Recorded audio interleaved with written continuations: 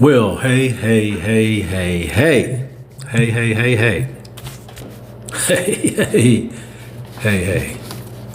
How y'all doing out there this mid-afternoon? Before I get right into it, well, let me go ahead with the introductions. Get past the pleasantries. Welcome to another episode of On the Cutting Room Floor. I'm your host, Tony Ray Harvey. And yes, I'm podcasting here from the southwest part of Sacramento. Peace in. Let's get right down into it.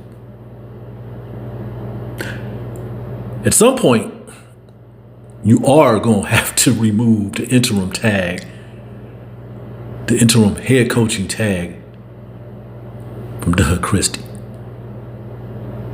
At some point. I don't know when. Maybe soon. But it's definitely something to consider right now. And I'm taking those words from one of the legends who played for the Sacramento Kings, Mike Bibby. The Sacramento Kings, they beat the Chicago Bulls 124-119 on the road for their 7th win in a row under Doug Christie. He is now 7-1 since taking over the coaching position from Mike Brown, who was fired December 27th. This team is on the road. So De'Aaron Fox, he come back from that glute contusion. He missing the last 3 games. He had 26 points, 9 rebounds to lead the Kings to their 7th straight win over the Chicago Bulls. Domantas Sabonis had 22 points, 16 rebounds, 8 assists for the Kings, who climbed over 500 for the second time this season. So they're now 20-19, and they are 10-7 on the road. DeMar DeRozan, he added 21 points and 3 assists, while Malik Monk had 18 points, 8 rebounds, 9 assists, and 2 steals for his hot, sizzling Kings. Yeah, this was a battle today. It really was. Before we go any further, Keegan Murray had contributed 14 points and 5 rebounds. The Kings are 7-5 against the Eastern Conference teams. Yes, Kings are on a roll. And just to be specific here, okay, they are 20-19. In my last podcast from the Kings win over the Boston Celtics the other night, I kept saying 9-19. No. They were 19-19 then, but now they're 20-19. 20-19, 10-7 on the road. They have one more game on this road trip, and that will be 90 minutes from downtown Chicago in Milwaukee. They play the Bucks on January 14th. Tuesday, January 14th. I may have provided some misinformation about the dates as well. Those are just some things that I have to get better in these areas when I do these type of podcasts for my digital commentary. So, wanted to clear that up. So sorry. Purposely sorry. I mean that with everything. I am so sincere about, trying to be accurate, with this information. So just want to clear that up. But thank you again for, tuning in and stuff like that. Once again, the Sacramento Kings win 124-119 over the Chicago Bulls, okay, on this Sunday afternoon, which they're about 2 hours ahead of us. But hey, the sun is out. Everything looking bright. Still, my prayers go down to all the folks down there in Los Angeles who are affected by the wildfires. Hope everything gets better from there. I hear the weather is trying to tip back up, at least high winds and stuff. So I hope everybody's hunkering down, or everybody is assisting these people as much as possible to make sure that they're safe and comfortable. So right back to the game. Zach LaVine, he had 36 points, 10 rebounds, and 4 assists for the Bulls, who fall to 18-21 on the season. They are now 8-12 at the United Center. Nikola Vukovic, he had 18 points, 8 rebounds, and 3 assists. Lonzo Ball had 15 points. Actually, he started the game. He had 15 points. Josh Giddey added 12 points, 11 rebounds, and 7 assists. Okay, and as we are aware, Kobe White did not play in this game. And he's another one of those Kings killer too. So I didn't really get the update on why he was missing from this game, but no, he did not play tonight. Sacramento Kings, they're climbing up the charts. They are climbing up the charts to what they entered this game in the 9th position in the Western Conference standings. They are now, if they are going to post the win from today in the Western Conference, they are still in the 9th spot. They are just a game behind the Timberwolves, who have 20-18 in that 8th spot. Okay, above the Timberwolves are the Clippers at 20-17, and the Lakers in that 6th spot at 20-16. So, hey, what was looking kind of dim a couple of weeks ago, well, it just seemed like there's a light at the end of the tunnel, and the Kings they're going to reach it, but they're not there. They're not there yet. They can possibly come back to Sacramento. Their next game is January the 16th here in Sacramento. The next game is January the 16th, so that'd be Thursday. They can come back with winners of their last eight games. Yes, and of course, the 3-game sweep on this current road trip. So, looking really good. Doug Christie, Sacramento Kings head coach. I know I keep calling him the interim leader because that's the tag that he's been stuck with in regards to head coaching. But this is what the Sacramento Kings fans have been wanting all season. So much respect to Mike Brown and the accomplishments that he had made here just a little over 2 seasons. But right now that era is over. It's completely over. It is completely over. We could talk about everything, going forward as far as how he was fired, okay, the way he was fired. But right now, I think the focus right now should be on the support of Doug Christie and the current coaching staff, the way they have got this team back on the track. And they're having fun and they're loving each other, doing what they're doing. And, man, they're closing out games. Once again, this was a really tough matchup. It was, 13 lead changes 13 ties and 18 lead changes, 28 lead changes in this game, which is back and forth. The Bulls did have an 8-point advantage early in the first quarter, and the Kings came back in the fourth quarter. I think they were up by 5. That was their biggest advantage in the game as well. Matter of fact, the Bulls reached the 8-point mark twice. There was early or maybe in the middle of the first quarter. I think they went up 22-14, and then there was another period when they went up by 8 in the third quarter. But the Kings responded to all of those, and then it was just back and forth. I had a feeling that they could pull this game out just the way they was hanging in there with the Bulls, because Zach LaVine, definitely a Kings killer, with that 36 points.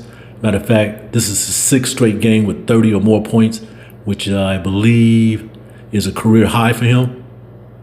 And he just, continues to impress everyone, at his age. I know there was a lot of talks surrounding him being traded here to the Sacramento Kings, but he's still a Sacramento Bulls. And he brought it today as well in this tough matchup. Now, the Bulls did have a chance to tie the game towards the end of the last 14 seconds. They were down 122-19. But for whatever reason, it was the defense, the Kings' defense. They wouldn't allow Josh Giddey to inbound a pass, and he was called for a violation. So that was a turnover. The Kings doing their job. Everyone is doing their job to get these things done. And they have the spiritual support of Doug Christie. And I'm also seeing some things that they've been doing on the defensive end that I was not seeing under Mike Brown. I know, with the zones and these traps in the corners, they still get the deflections and the steals, but it's just been a certain different type of system of defending that the Kings has latched on really quickly, and we're getting those type of results. And I guess that's, from speaking to Doug Christie before he left for this road trip. We were talking to him about it, and he continued to say that they were not necessarily concerned about the outcome. He just wanted his team to play 48 minutes. Well, they're playing 48 minutes. Sometimes it don't look pretty, but they are playing 48 minutes of basketball to pull out these victories. And they're doing it in a fabulous, magnificent way. So we definitely want to see that they keep that up. So, yeah, that was definitely a true win. So they're 2-0 on this road trip, okay?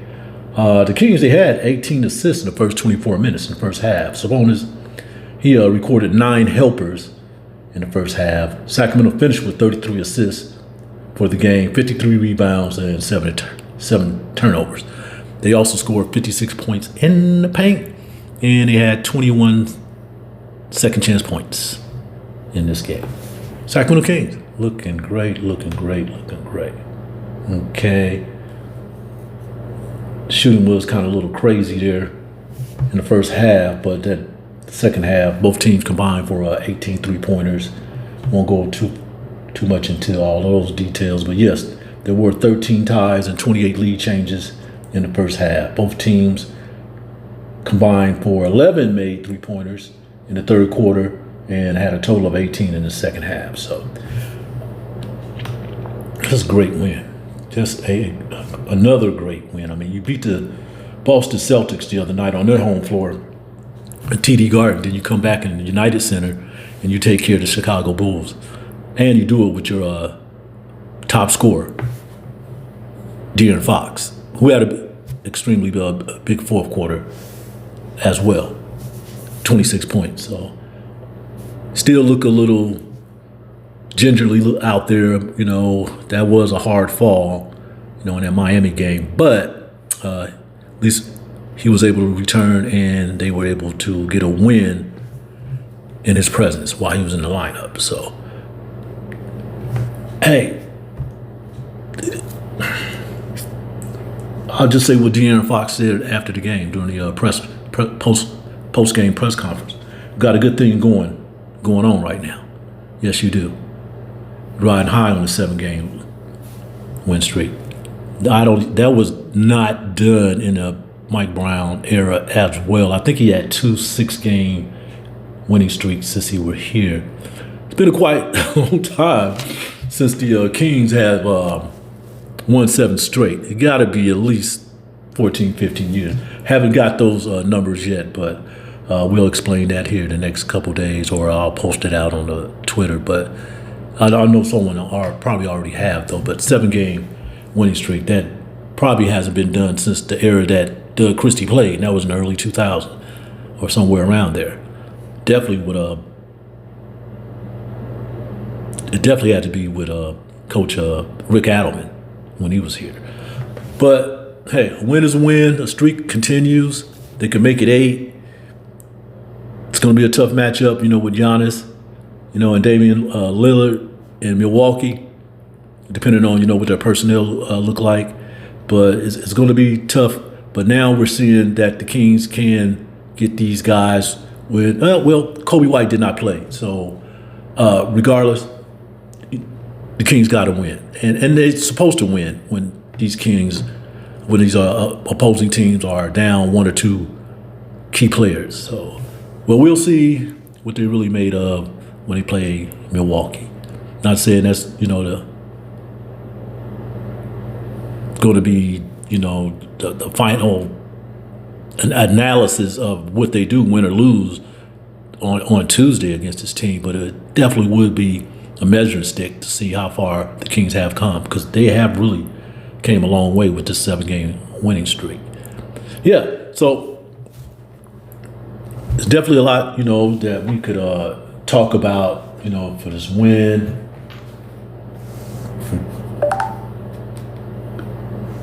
It's always something you can talk about when you get a win like this. And just to break it down even further, while we're at it, just want to make sure we get to that. The Kings they made 47 of 97 shots from the field at 48.5%. They were 13 for 39 beyond the arc. So they were about 6 shots below what Doug Christie's been looking for. I think he's looking for like 45 3-pointer attempts.